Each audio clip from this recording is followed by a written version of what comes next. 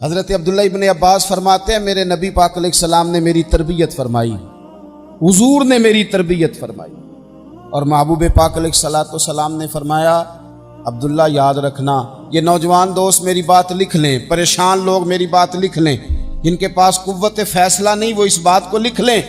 حضرت عبداللہ ابن عباس فرماتے ہیں میرے نبی پاک علیہ السلام نے مجھ سے فرمایا تھا عبداللہ سن، اگر ساری دنیا مل کے تیرا کوئی نفع کرنا چاہے کر نہیں سکتی جب تک میرے رب کی رضا نہ ہو، اور فرمایا ساری دنیا مل کے تیرا کچھ بگاڑنا چاہے تو عبداللہ بگاڑ نہیں سکتی جب تک رب کریم کی حکمت کا تقاضا نہ ہو۔ لوگوں سے ڈرنا، لوگوں کی طرف دیکھنا، یارو گردن کو جھکا دیتا ہے خیرات کا پتھر، جہاں میں مانگنے والوں کے سر کبھی اونچے نہیں ہوتے۔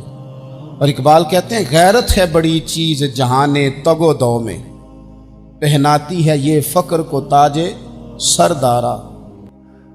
میں عرض کروں گا کہ اپنی آپ جب توجہ کا قبلہ اللہ رسول کو بنائیں گے تو رب فرماتے ہیں وَيَرْزُقْهُ مِنْ حَيْثُ لَا يَحْتَسِبُ، میں نہ تجھے وہاں سے رزق دوں گا جہاں سے کبھی تیرا گمان بھی نہیں گیا ہوگا، یہاں سے بھی مل سکتا ہے، تو نے سوچا بھی نہیں ہوگا۔ بخاری شریف میں حدیث ہے، حضرت جابر ابن عبداللہ فرماتے ہیں نبی پاک صلی اللہ علیہ وسلم نے 300 لوگوں کا ایک لشکر روانہ کیا کسی مہم کے لیے، کسی جہاد کے لیے۔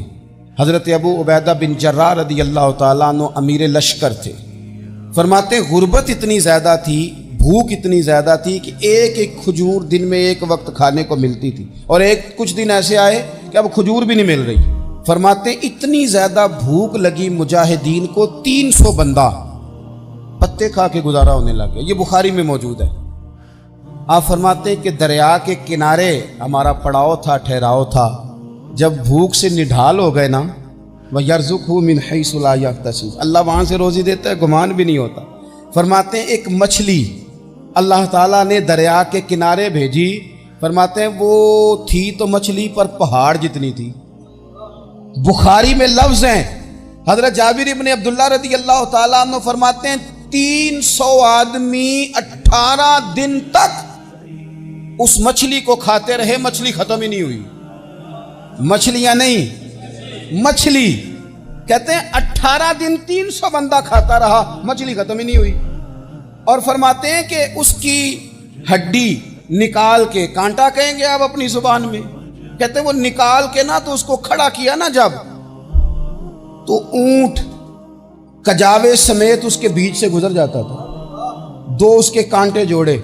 فرماتے ہیں وہ اس کا گوشت ہم کھاتے تھے اور اس کی چربی بطور تیل کے ہم جسموں پہ ملتے تھے، بیماروں کو اس سے سکون آتا تھا، تندرستی شفا ہوتی تھی۔ فرماتے ہیں ہم کھایا بھی ہم نے، اور کچھ لے کے ہم مدینے بھی گئے، اور قربان جائیں نبی پاک نے بھی اس میں سے کھایا۔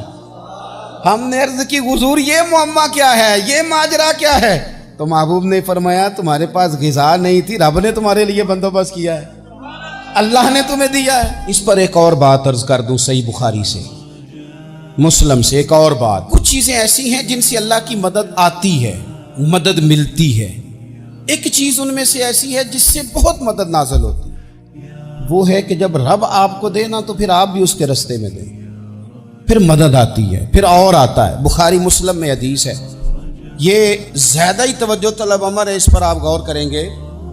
حضرت ابو ہریرہ فرماتے ہیں کہ نبی پاک علیہ السلام نے فرمایا ایک شخص نے بادلوں کے اندر سے آواز سنی کہ فلاں آدمی کا کھیت اور باغ خشک ہو گیا ہے، وہاں برسو اور اس کے کھیت کو سیراب کرو۔ وہ بڑا حیران ہوا کہ بادل سے آواز آ رہی۔